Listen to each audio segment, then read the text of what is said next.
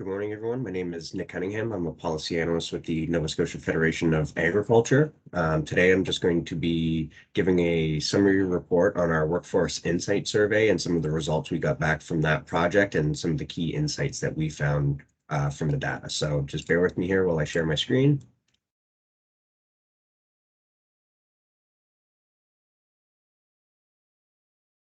So a bit of a background on the project. The NSFA, in collaboration with 13 other sector councils, which together make up the Association of Industry Sector Councils, or AISC, was tasked with developing a comprehensive employer survey that we called the Workforce Insight Survey to try to gather some insights from employers across the province. So the idea was that this survey would be developed to help us better understand the challenges that employers are facing, to try to quantify some key labor market indicators for the agriculture sector, and to be able to provide that information back to employers through a user-friendly economic dashboard. Additionally, with this information, the NSFA can better respond to producer risks and challenges by providing them some targeted support through new programs and new initiatives as well. So the outreach portion of the project, in total, the project had a little over 1,200 employers respond to the survey across all 14 sectors. In terms of the agriculture sector specifically, we had a little under 150 responses, 118 submitted and 27 in progress. In progress meaning they started the survey and didn't complete all the questions. In terms of where agriculture finished among most submitted responses, we finished fourth among the 14 sectors, which is a result we're pretty pleased about, considering we're not one of the larger sectors that participated in this project. We only have a little under 2,000 registered farms in the province, so finishing fourth is a very good result for us. Our initial email that we sent out to our member contacts list, which was a little over 1,200 members, had a pretty poor initial response rate. We only had about a 2% response rate, or 26 total responses. There were a couple of factors that led to this poor response rate. One, we launched the survey a little later than we wanted to on December 8th, which was a little close to Christmas, and I believe hurt some of the engagement with the survey. Additionally, we also had 3 surveys at the NSFA that were launched in November as well prior to this survey, which I believe led to a little bit of survey burnout among our membership and hurt the response rate as well. So after we returned from Christmas, we implemented our outreach strategy, which involved myself and a colleague directly contacting our members over the phone and just informing them about the survey and encouraging them to engage with it and why we are conducting this survey. And from that, we had a really good response rate. We had about a 21% response rate, almost about 120 total responses. About 1 in 5 calls led to a member engaging with our survey. And from that as well, it was a great way to engage with our membership and get some feedback that led to some analysis throughout the project that we combined with the data. So definitely a strategy that we want to implement in future iterations of this project. Next, we're going to look at some of the trending topics from the outreach strategy. So this is some of the feedback that we got back from our membership over the phone. So a lot of farmers agreed that the surveys are important, and they do try to take the time out of their busy days to give us input when we send the surveys out. Obviously, we understand that they're very busy themselves, so taking time out of their busy days to provide us with data is extremely helpful for us. And because of that, we tried to also offer a prize incentive for anybody who engaged with the survey. So 25 respondents of our survey received a $100 gift card to a local business of their choice. And that was just a way for us to give back to farmers for their input. The survey, one piece of feedback that we got back, which I think is really important, was a lot of smaller farms, especially farms that either are just family run or don't have many employees, felt that the survey wasn't relevant to them. Although it was, we did want to hear from the smaller operations, especially around things around recruitment and retention. You know, is one of the reasons why you don't have many laborers on farm or zero laborers, is that because you're struggling with recruitment and retention problems, and that's feedback that we want to get back as well. So definitely a big takeaway for the next year's project is that we want to make sure that the survey is inclusive to all farms of all sizes. We also had some feedback that the survey was too long, which is something I agree with. Again, this was the first year that we created a project like this, and trying to quantify all the necessary labor market indicators across 14 sectors is definitely a challenge for the project working group, and definitely a takeaway for next year's project is to try to cut down or streamline the survey so that there's less surveys remained as in progress. So definitely something for next year to consider. There's some skepticism around government and their ability to properly address problems in the industry. So I think there's some work there to maybe bridge some relationships between farmers and government. Some farmers expressed survey burnout, which I touched on. Again, there was about 4 surveys in the span of a month that we sent out. So definitely having a better distribution plan for our surveys into next year is a takeaway from that. And the final bullet here, I think, is really important for a lot of the analysis that'll come up in future slides in this presentation. Is a lot of farmers, when we get to the wage questions in the survey, express their inability to increase wages any more than they already have. So a lot of farmers express that they have been increasing wages for their lower level employees to try to retain and recruit labor. But they're just at a level where they just don't have the profitability to transfer any more of those profits down to lower level wages to try to recruit new employees and fill those job vacancies. And we'll see that as a recurring theme in our analysis in the future slides. So next, we're going to look at some of our results of interest or some of the key insights. This isn't going to be all the results from our survey, but just the ones that stood out to me as being a little bit more insightful. So on this slide, we look at some questions around labor force. So we ask some questions around what are your workforce growth,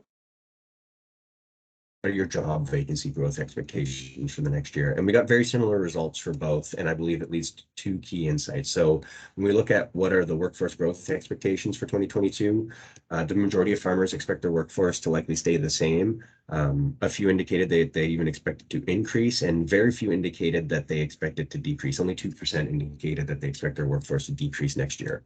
And similar results when we look on the right to the job vacancy growth expectations. Many operations feel that their vacant positions will likely stay the same into the next year. 16% expect them to increase, and only 4% expect them to decrease. And what this indicates to me is potentially 2 things. One, that agriculture demand is increasing because the workforce is likely to stay the same, but so are the job vacancies.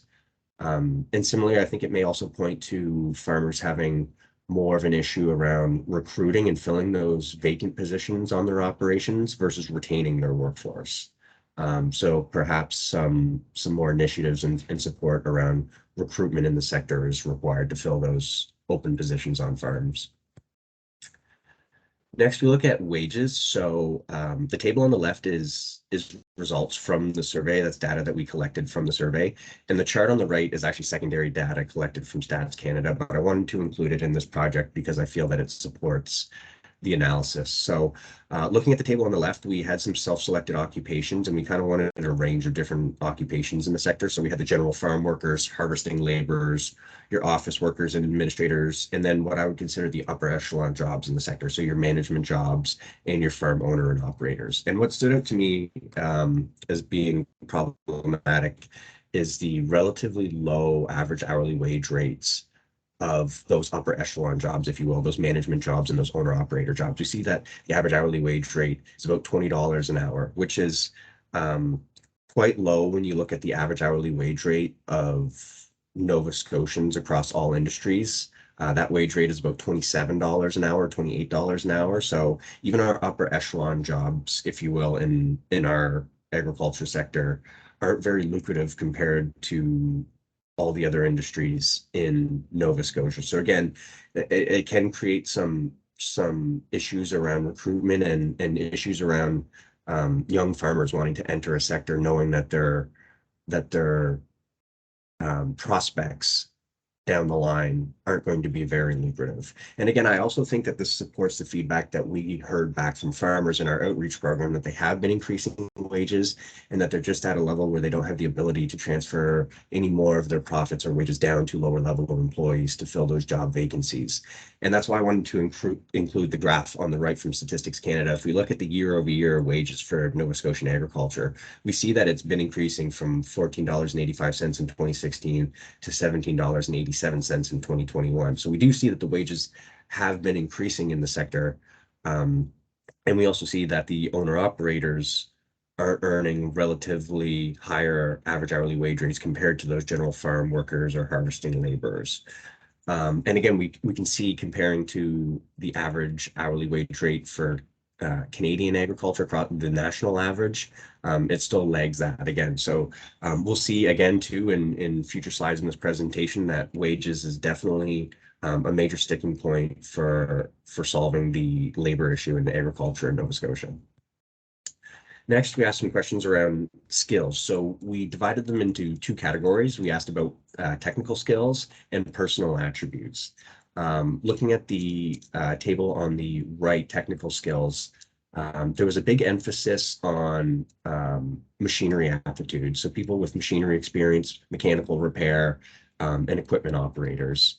However, what also stood out to me as interesting is some of the technical skills that you could find in other sectors. For example, administrative experience, retail experience, and marketing experience. So perhaps there's some avenues to be able to recruit from different sectors to fill some job vacancies, as well as maybe some opportunities that if there are some local labor who are interested in getting into some of those sectors, like marketing, for example, that you could get them to run your social media marketing for your operations or your farming operations, for example, that they could build some of those skills and maybe transfer them later. Again, it's perhaps a short-term solution to filling some of those job vacancies, but just some ideas that may help farmers fill those openings on their operations.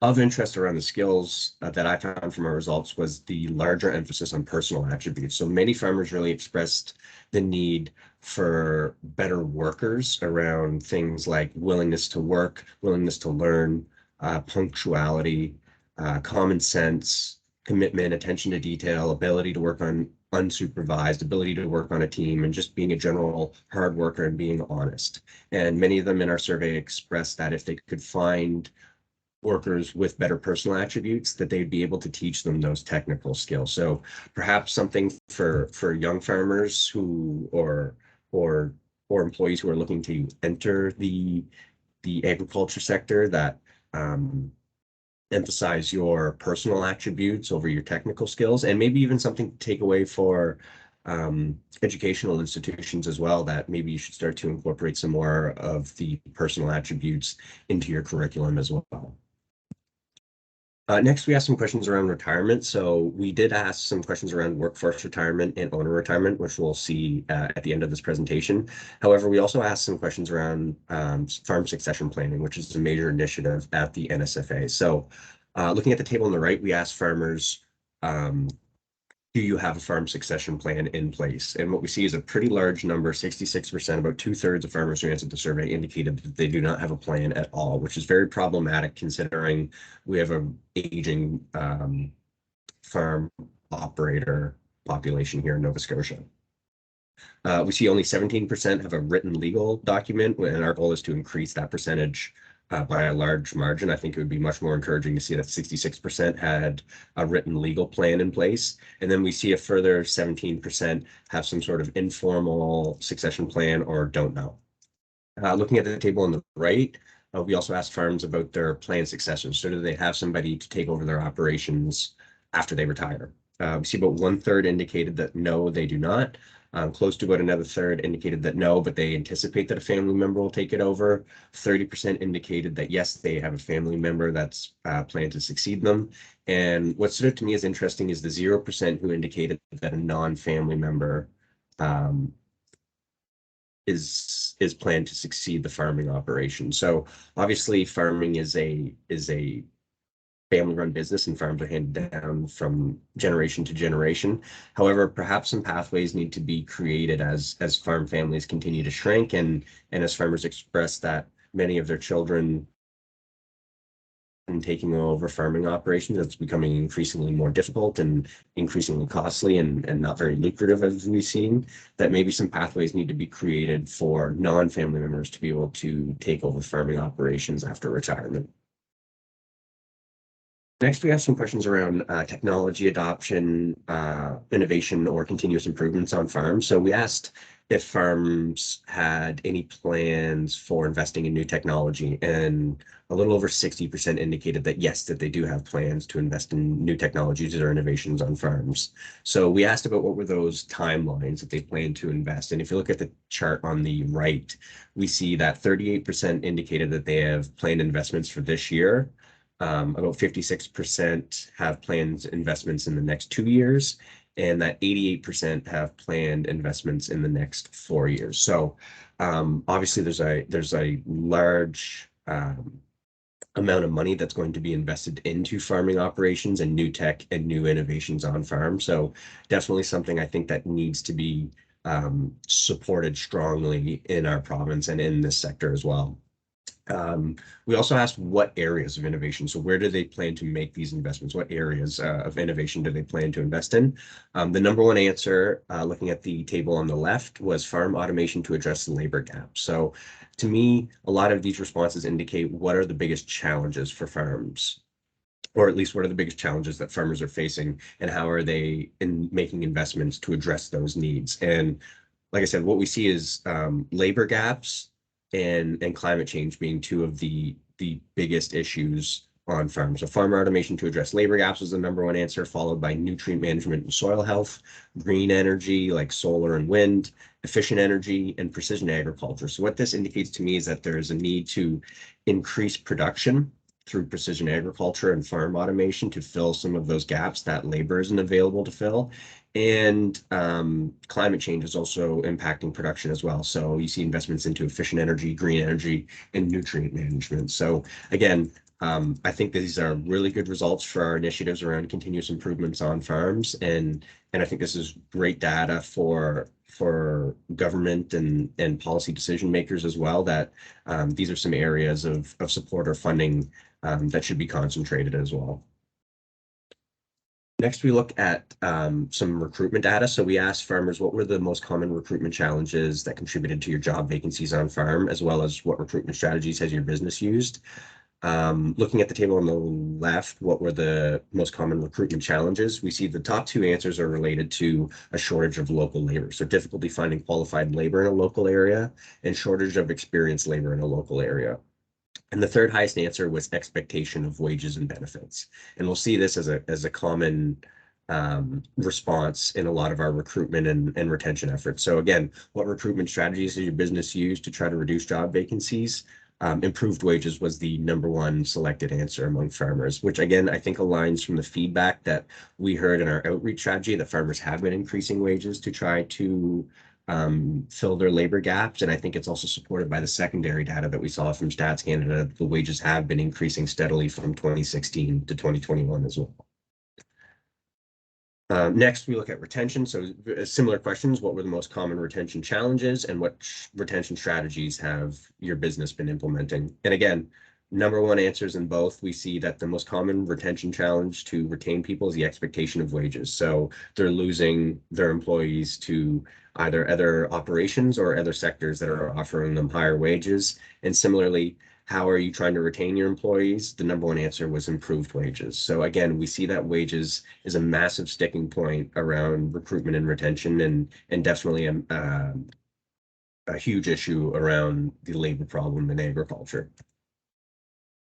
This slide here, we're looking at actually secondary data. This isn't data that we collected from our Workforce Insight survey. This is actually secondary data from Statistics Canada. However, I just wanted to include it in this presentation because I believe it informs why there are some of the labor problems that we're seeing in the sector. So if we look, a lot of the actual baseline statistics have been improving a lot of the different labor market indicators, like our workforce is growing, our employment's growing, our wages are improving, our labor costs are relatively unchanged, and our productivity is increasing as well. However, what we see more problematic is some of those industry indicators. So, for example, our farm counts have been steadily declining for decades, and we're still seeing them decline pretty much year over year.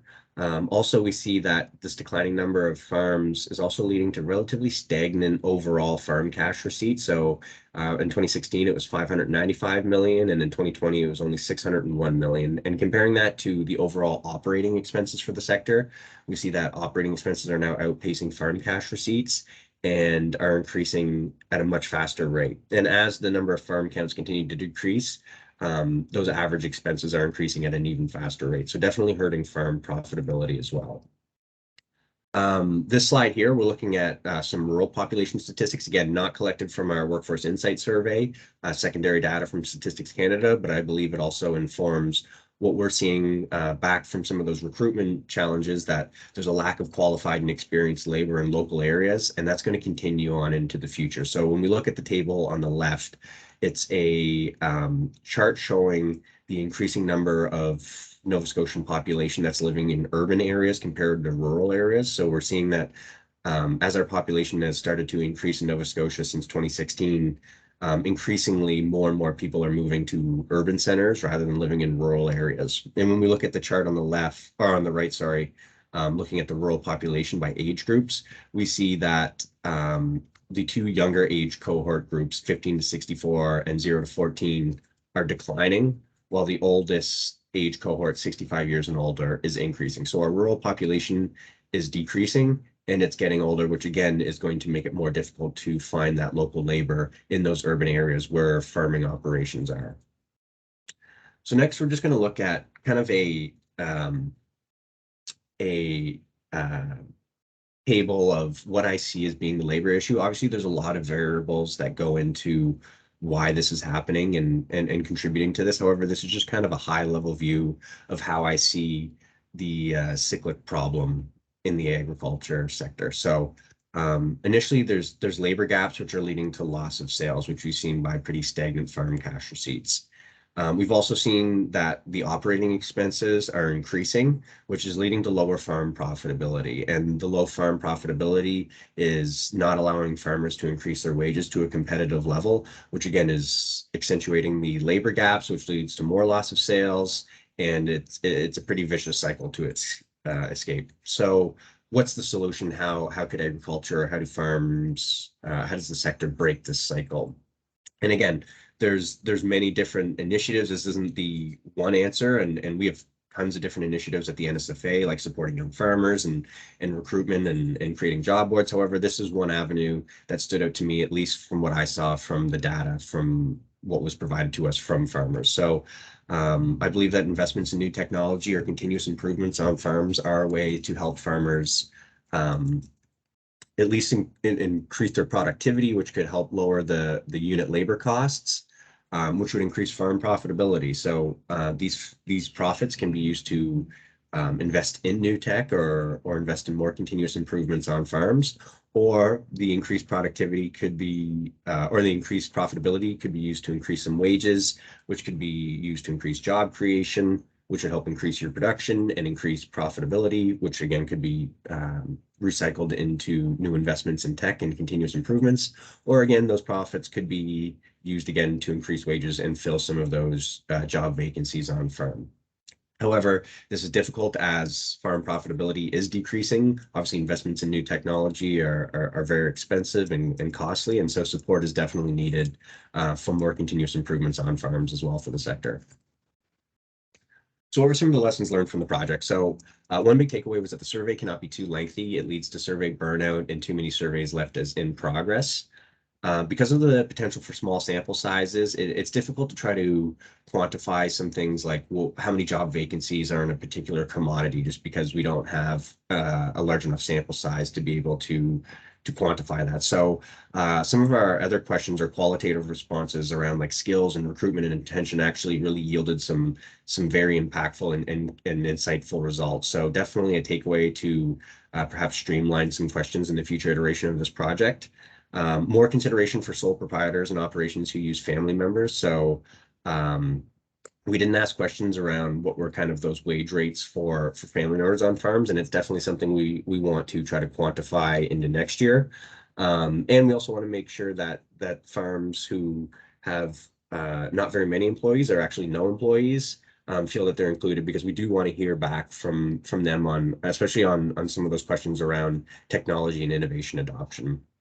And finally, to properly quantify the labor market throughout the province and across multiple sectors, a multi-year initiative would likely be required. That was my takeaway. And I'm pretty proud to say that Labor Skills and Immigration has approved AISC for a second year of the Workforce Insight Survey. So I'm very pleased that that LSI saw value in what we created. I know we saw a lot of value ourselves here at the NSFA and have already used a lot of this data to inform various presentations and initiatives and projects as well. So I'm very pleased to announce that we will be doing a second iteration of this project into 2022. Some key project insights. So if AIC were to make the survey an annual initiative, what period would garner the most responses for us? Anytime between November and March. A bad period for us is between April and October during planting and harvesting season. We don't want to bother farmers while they're in their busiest times. So again, we want to avoid that spring to fall season while farmers are busy during the summer and try to launch the survey sometime during the winter, ideally not around Christmas as we did last year. And is there a key insight that I learned about my industry from this survey? I mean, besides the key insights that I just shared with you guys, our outreach program, specifically the calls, was a very effective way to not just gather additional responses, but a great way to just engage with our membership and get feedback that I felt like actually informed some analysis on this project. So definitely something we would going to recycle into the next iteration. Some of the deliverables from this project. So we actually created a comprehensive economic report that combined results from this survey along with some of those secondary statistics that I showed you on that one slide. We do have a new farm and workforce development webpage being created that is going to share some of our different industry statistics. So if you're not one to want to read a pretty dense economic report, you can just go to our webpage and see some of the different charts that we included in the report with some just key insights from that in a bullet point form. And finally, we'll take a look at the economic dashboard that was created by AISC and Davis Pier that combined all the 14 different sectors data into one comprehensive dashboard. So just bear with me here while I'll share that.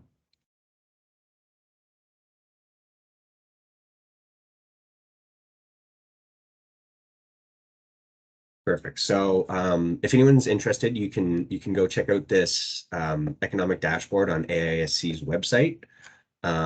And we'll just kind of take a quick look at how the dashboard works and what's included. So we have some different labor market indicators for the province. And you can see here the different sectors that participated in the project, the number of responses, and where those responses come from. Now, what's really great about this dashboard is its ability to filter the information. So you can filter data and this information by sector, economic region, and business size. And I'll just quickly filter it down for the agriculture sector here, just as an example.